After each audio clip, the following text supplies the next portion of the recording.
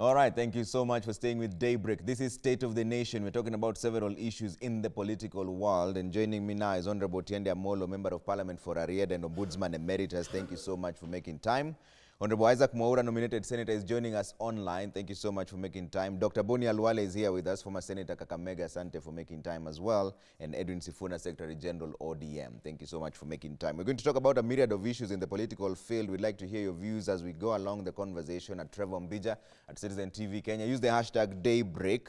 We are going to start off with the Standard newspaper, front page. They say the Ruto question, there's a loyalty test, they say. The DP is buffed from all sides by forces who accuse him of undermining the president's agenda and being a stumbling block to the BBI and a rotational presidency. So the father say that there's a call for the DP Ruto to either resign or be impeached. I'll start with Boni Alwale on this. Should he resign? You should have started with Tiende Amolo to give us evidence that actually the impeachment is in process. But drawing from the short time I was at Parliament, a member of Parliament can say anything about this kind of motion.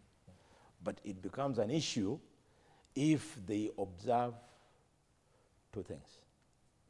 At the presser, the proponents of the intended impeachment motion should have accompanied themselves with a motion bearing 117 signatures, according to the Constitution. And then we would know that that motion is going to find its way to the House Business Committee. It will be balloted. It will be put on the ballot paper, on the order paper, and they start fighting to get 233 members of Parliament. So when you see only 2 members of Parliament, one a lady, a cousin of the party leader, paternal cousin, the other one, the deputy party leader of the party leader, a distant paternal cousin of the party leader, then you don't know whether they are dealing with a national issue, a party issue, or a family issue. Honorable Sabula cannot be taken seriously on this very, very serious issue for what I've said above, but more importantly, recalling that he is going to need those 233 members of Parliament drawn from various political parties, and given that ANC has got only 13 members of Parliament, it's a tall order, it's a waste of the political space in the country. Honorable Tiende, what do you think? I have the advantage of having discussed this matter, not with, but in the presence of Dr. Boni Alwale for now almost 3 years. And my position has always been and remains that the Deputy President is violating the Constitution. Because when you are elected to deputize the President, then you must deputize the President. That is why under the Constitution, the Deputy President does not have any independent functions. He exercises such functions as are assigned to him by the President. The moment you realize that your thinking and your vision is different from your principle, the legal thing, the legitimate thing to do is to resign. Secondly, however, the question would be, if there was to be a move to impeach the President, are there grounds? Yes, there would be grounds. Even that failure to deputize your principle in itself a violation of the Constitution, and therefore an impeachable issue. Even before you go to the other issues of supporting candidates contrary to your own party and forming another political party while you're enjoying your seat as a deputy president by virtue of a different party. So the grounds would be there. The only issue would be, are there numbers? Has it become a parliamentary issue? As far as I understand, for now, it appears to remain a political party issue. It has not become a parliamentary issue. If it became a parliamentary issue, then we would begin discussing numbers and how they would play out and all that. Honorable Mwaura? I think it's It's very interesting to hear this coming from Ayub Savula and the ANC brigade. I would be very worried if it was coming from Jubilee Party itself. I think that for me would have more currency. But because you can see clearly, it could be an excitement of the function at Mululu, and people feeling like now maybe they are closer to the powers that be than they were before. In fact, they've even produced a song, I've seen it in social media, saying that now the city is moving from Mount Kenya to Mululu. I think let's not be easily excitable. I mean, it is very, very, disappointing to see this happening. And if that were to be the case, I'm very, very confident that the deputy president would actually survive this and would emerge even stronger. And what I would want to say, Trevor, is the fact that really grounds for impeachment can be gotten from anywhere. We've seen that with the various governors. You just need to come up with spurious assertions, because one of the questions that then would arise is when you talk about the deputy president not doing the work that he's supposed to do. No, roles are actually assigned, and I don't think there's any role that I've seen the deputy president not being assigned or being assigned and he fails to do his job. So basically, I think it's an intrusion by other parties within Jubilee Party affairs. And so therefore, for me, I feel very strongly that it is unnecessary, it's uncalled for. We are about 17 months to elections. And so therefore, it would not really matter as much, not unless Musalia Mudavadi tells us, and I'm very unhappy mentioning him in this context, that he would also want to serve as a replacement for Ruto for 3 months. And you should remember when he did so the last time he did so, he was in a political oblivion for so many, many years until the ODM happened in 2007. So I think it's really, really unfortunate and it's uncalled for, and it's not necessary at this point in time, especially when most of the country is actually hustler nation. Yeah. Sifuna, what do you make of this conversation? Because there's a difference between impeachment and resignation. Impeachment is more about the processes and it's more forced. Resignation is just voluntary. It just figures that we're not seeing eye to eye, so I'll just leave. Should any of those two things happen? Yeah, when it comes to the issue of impeachment, I think I want to agree with Boni that Savula is not someone to be taken seriously. I consider this an unnecessary distraction by ANC because I know that the political party called ANC has been under a lot of pressure to demonstrate some semblance of strength. And then sometimes you see they're very desperate to show that, they have the capacity to be able to do certain things. And I think the question of capacity has been well addressed when it comes to the ability to be able to move such serious motions. But in terms of resignation, I also believe that if we were a country that people actually practice political hygiene and people who stood on principle, there would be a sufficient argument for the deputy president to be persuaded that indeed if, as Otiende said, he no longer believes in the ideals that brought them together with his leader. Yeah. And it has played out in public that indeed there's some sort of parting of ways in terms of the ideas and even whatever it is that brought them together. If you look at the constitution, and Otiende is here, we passed a constitution that requires some level of political hygiene, that when you're in a political party, especially elected on a certain political party, yeah, that indeed if you feel like that political party no longer represents what you stand for, you do the honorable thing like Raila did from Ford Kenya, and you resign and you go back to the people to seek its mandate. That constitutional provision has been given further strength by, I think it's Section 15 of the Political Parties Act, yeah, that actually proscribes you being in one political party and yet promoting the ideas and even registering another political party when he stands up in church and essentially presents the UDA candidate and says, this is our candidate. And even what he did in Msambweni with his political party leader, yeah, declaring openly that there was not going to be a candidate for Jubilee, but then again you go and support... Though he has not officially said that he's part of UDA. And even on the steps of the party headquarters, I remember him very clearly encouraging members of Jubilee who might have been aggrieved by the decision of the party not to field a candidate to leave the party. I mean, that is sacrilegious. if you look at it from the perspective of the political hygiene provided under the Political Parties Act and our own constitution. Yeah. Honorable Tiende, and this is another issue that we should talk about, the UDA question, because the Deputy President has not exactly said that he's part of the UDA, just because he's supporting candidates. And we've seen this happen across board. I mean, now Jubilee says they're not going to field candidates in Matungu, Machakos, and Kabuchai, but does that mean now that they're part of NASA? Well, you know, Trevor, there's something called the first right of denial. Sometimes when people associated with you, with whom you eat, you talk, you dine, say things on your behalf, and they are not true, you should be the first one to deny. When you do not deny, it must be assumed in your favor that you're in agreement. That is why when Boni Halwale, who, you know, was welcomed to Jubilee in my presence in a talk show, speaks and claims that he's speaking on behalf of the Deputy President, as long as the Deputy President does not deny, we must take it that he's doing so. Because in that Jubilee formation, the Deputy President appears to have been the highest person to embrace him. That is why when Senator Murkomen speaks and most of those others speak, we believe it.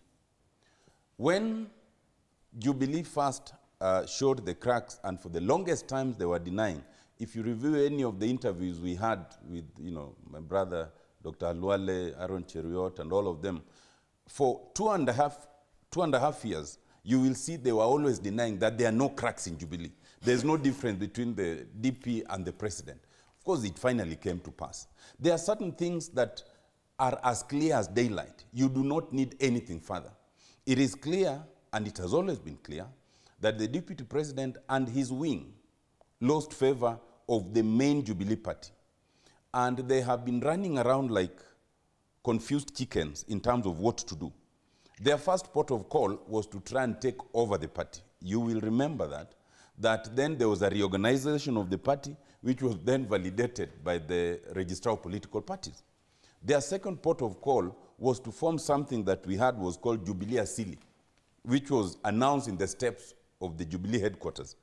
That appears to have fizzled somewhere. Their third port of call was utter confusion. They went everywhere, including Msambweni, claiming to have a candidate. An independent candidate cannot be your candidate when you have a political party, by definition. You know, in fact, the closest an independent candidate can associate is the last party that they belonged to, which in this case was ODM. So they then realized that you get nowhere by trying to own independent candidates. And now they're on their fourth port, this animal called UDA. Yeah. We must believe, as they have made us believe, that that is their new party of choice. Now, I have not seen Dr. Halwale in that UDA formation yet. So he will be telling us whether he's part of that UDA or now he belongs to the original Jubilee Asili wing that still remained. So there's utter confusion there. And, you know, in that whole confusion, they are claiming everyone and everything, that they have support from everywhere, they are winning seats everywhere. Even people who win seats, like I think there was a seat in Muranga that was won by some funny party, they even claim those ones. So the amount of confusion there is such that only they can tell us. Yeah. But whichever one and whichever way they come, we are ready in the next elections. Halwale, what is your position on this? No, when I see a very clear-minded a fellow like my brother Amolo resort to calling colleagues in politics confused and other man of names, is evidence that he has no facts to present before us in this debate. So what are the facts? These are the facts. Jubilee. Let me start with my brother Sifuna. Asili. Sifuna is very unhappy with what we did in Msambweni. And he's saying, because of what took place in Msambweni, the deputy president was not respecting the president. He was doing something illegal. Honestly, if for that reason you want him to resign, why don't you ask the president of Kenya to resign for the same reason that he supported ODM in Msambweni? He did. Because it is convenient for you to be seen to be in good books with the president, when the president is against the law, you don't want to call him out. Both of you are lawyers. You know the Political Parties Act, which specifies that it is only wrong if you support a political party which is outside your coalition. That's not what it says. Jubilee and PDR, which has become UDA, are in a coalition. And according to the Political Parties Act, if you support a party which is not yours, but with a party you are with in the same coalition, you are not acting outside the law. So the members of parliament of Jubilee, who are presently supporting UDA in the forthcoming by-election, are operating within the confines of the Political Parties Act. And my two brothers here know this. Now, so that it is even clearer, the by-election that is taking place in Matungu, Kabuchai, Machakos Senatorial, and Nairobi, we have already issued nomination certificates as UDA. Not So you are in the part of UDA also now? Because you said we have issued nomination certificates. Yes, you're UDA now. Yes, I am. Is this you declaring your... Exactly. Okay. And happily so. So we have issued nomination certificates. Tomorrow, we are issuing the nomination certificate for our candidate for senator in Machakos for UDA. The fact that Jubilee is unable to present candidates, they can choose to use language which suits them, diplo speak, that in the spirit of coalition and BBI and what have you. The truth is, the politically functional part of Jubilee is what is now operating under UDA, the politically functional. Okay. But the one which is administratively functional in Jubilee is the one which is still with Tuju and Mrade. Okay. So they are administratively functional, but politically they are not. Okay. That's why they're unable to raise candidates. All right. Why can't they present candidates? Yeah. Sifuna, you wanted to counter this. You don't agree with Yeah, this first of analogy? all, of course, he has misrepresented the law as it is. And, you know, when they were coming up with Jubilee, we were given this narrative that we needed to collapse all political parties so that we have two big, strong parties. Apparently, they left a valve, which now Boni Khalwale is trying to use to escape. That, oh, there's this PDR that is part of UDA and so on and so forth. But the greater point is that we don't operate on double standards. When I discussed the issue of political hygiene, I said that in fact, if you are a person who has any sort of credibility and responsibility, at the time at which you differ fundamentally with the political party or the leadership that you started with, the political party on which you were elected.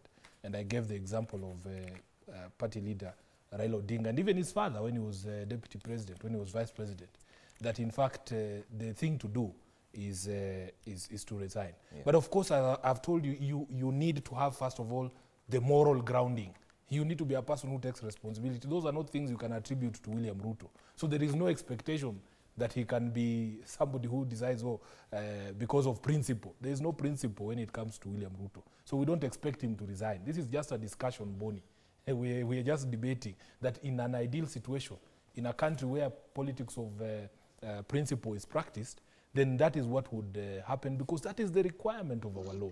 Yeah. So really, we have no expectations. Personally, I have waited all this time, and I'm happy that the time is now near. We are now talking of elections next year.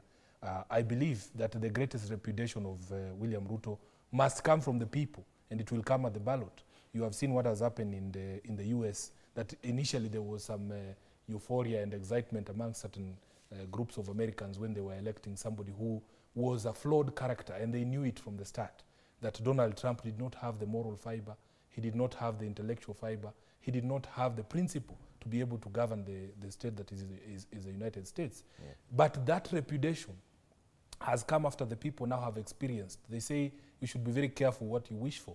After 4 years of Trump and this lack of moral grounding and fiber and intellectual capacity has been exposed for the American people to see. So you will see that in the election, we had the greatest number of voters showing up to vote, the highest number a presidential candidate has ever received in Joe Biden.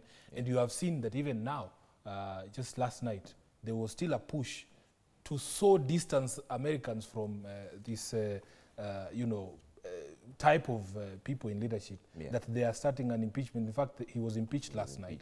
And it is a proper repudiation of such characters that even in national leadership, we want people with character, we want people with principle, and that if in the event Kenyans are duped into, experimenting with some characters like those as the Americans have done, there will still come a time, and that repudiation will come from the people. Okay. Let me bring back Mwaura on this. Honorable Mwaura, recently you just declared support for the Tangatanga wing, or the deputy president to be direct.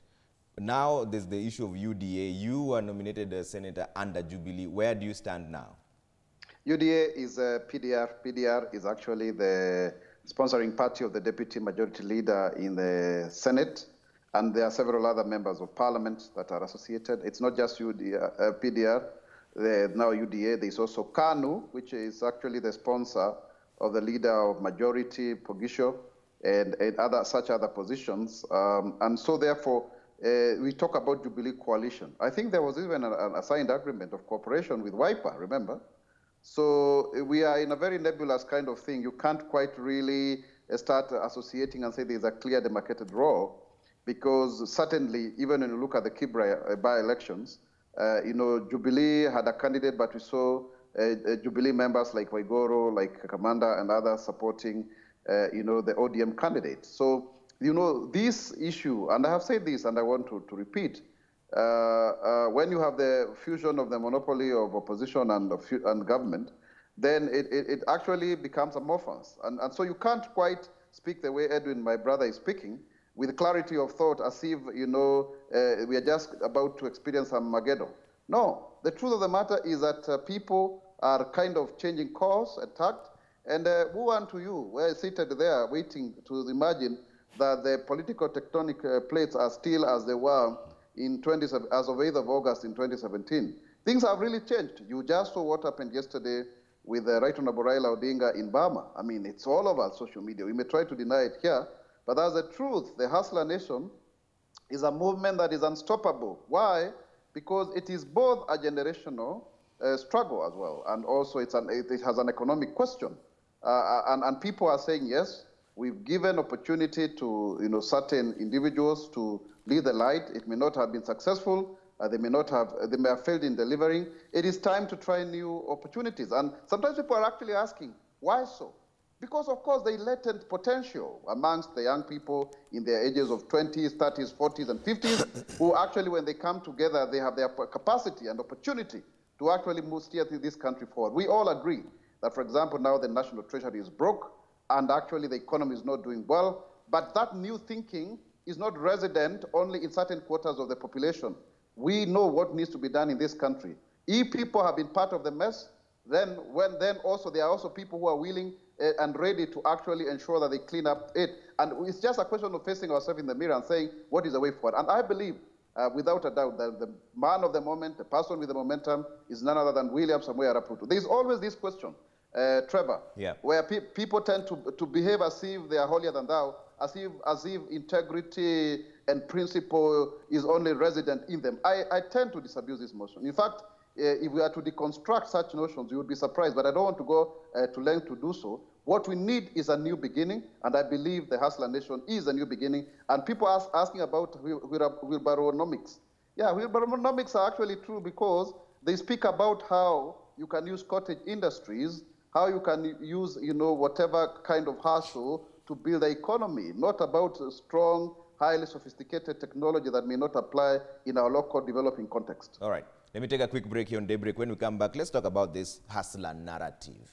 And is it fair on both sides? This is the question I'll be asking. Is it fair for any of them to be speaking about it, considering they've all been in power? Not even the deputy president, nor the former prime minister, they've all been in power. Is it just now that they discover there's a hustler nation that needs to be empowered?